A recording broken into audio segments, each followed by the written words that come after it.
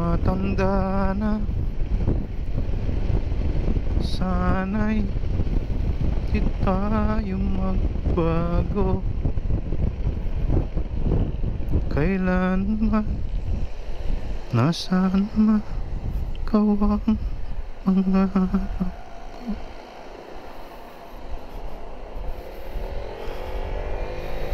Makuha mo pa kayang ko'y agad yakapin.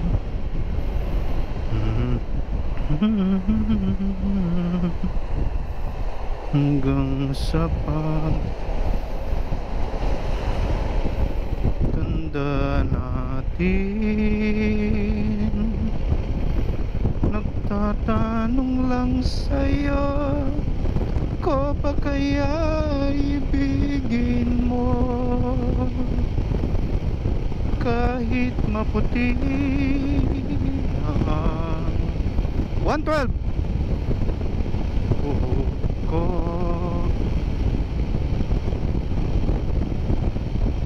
112 po sa flat na terrain.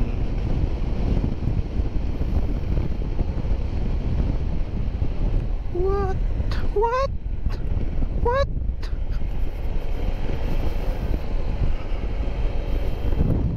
Yun lang pong kaya niyang top speed sa flat. 112 limit na siya.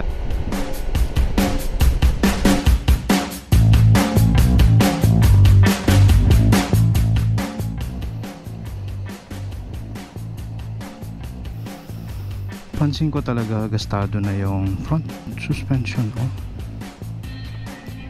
300 kilometers. Ano na, malambot na yung harapan.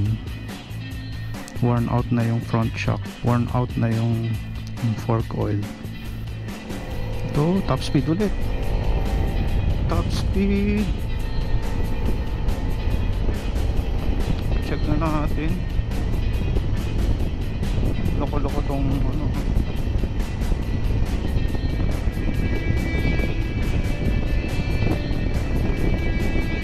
So inaabot ko ng 100 na mas maaga yung overpass.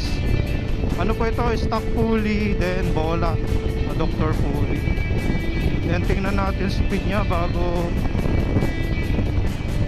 110 bago makyat ng tulay, ng flyover. Pagdating sa tuktok ng tulay, nasa 101, nasa tuktok ng tulay ako. Eto mga kaibigan, hindi ako gaano nakayuko ha.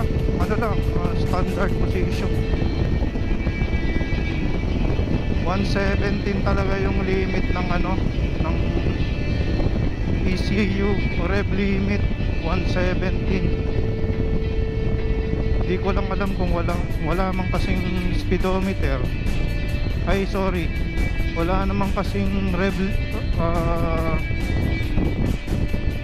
wala kasing monitor ng RPM, kaya hindi natin masiguro kung ano ba ito, top speed limit ba ito o rev limit ang nahihit ko doon sa pababa.